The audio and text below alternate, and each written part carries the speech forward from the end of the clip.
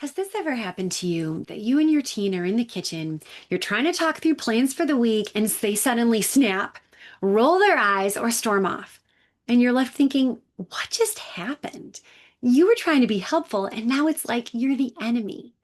Or maybe you're the teen in this scenario and you were just existing, and somehow your mom misinterpreted everything you said and made it weird. Let me tell you a quick story. Last week, a mom and her teenage daughter, both part of my coaching program, were arguing about texting during dinner. The mom thought her daughter was being disrespectful. The daughter thought her mom was being overly controlling and judgmental. Neither one of them was trying to hurt the other, but they had both made some faulty assumptions about what the other was thinking.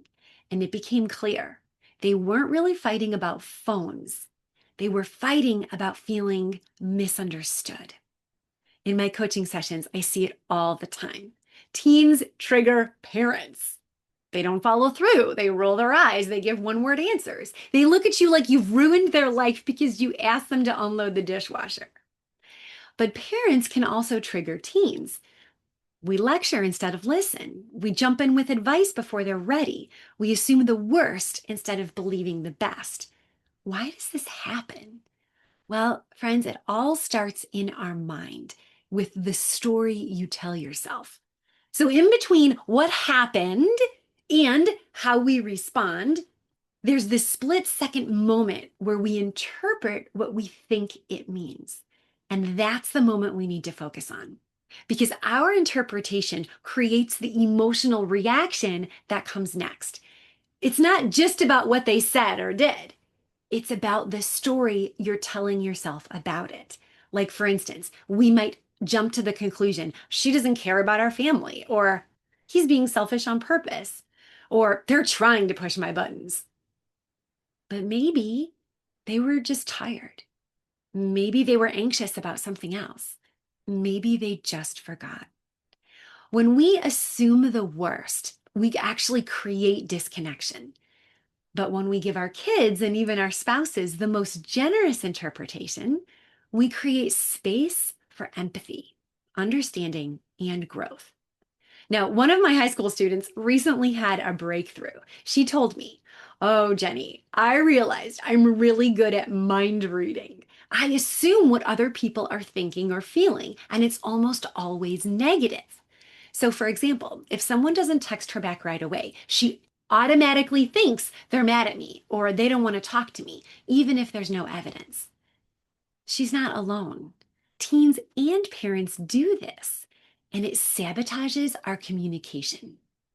My name is Jenny Krumdrick, and I coach teens and their parents to build resilience, communicate effectively, and reconnect with each other in meaningful ways.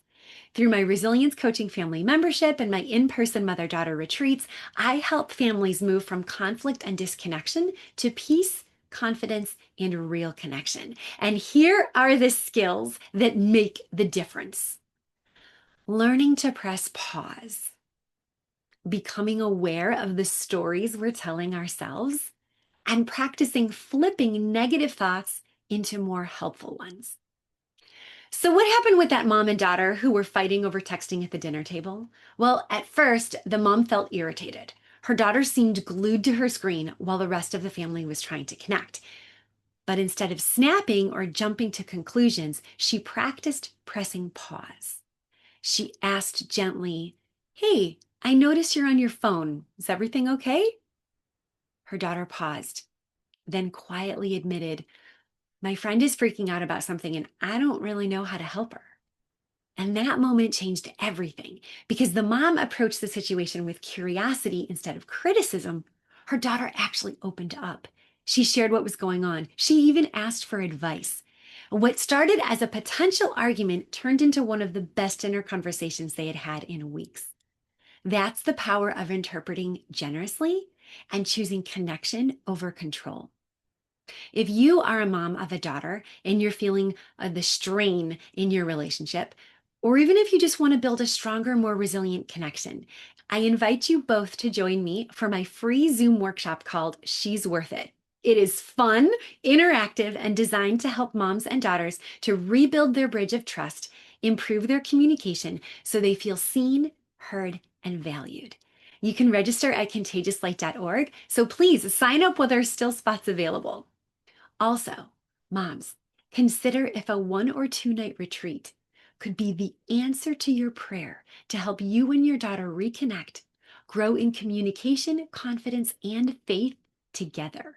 We do a super engaging deep dive session to help participants communicate openly and honestly. We look at the red flags versus the green flags and we practice it.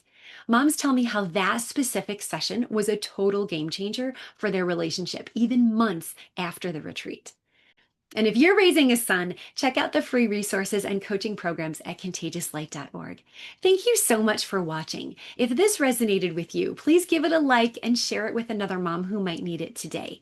And always remember, the way you communicate with listening, curiosity, and compassion can build a bridge.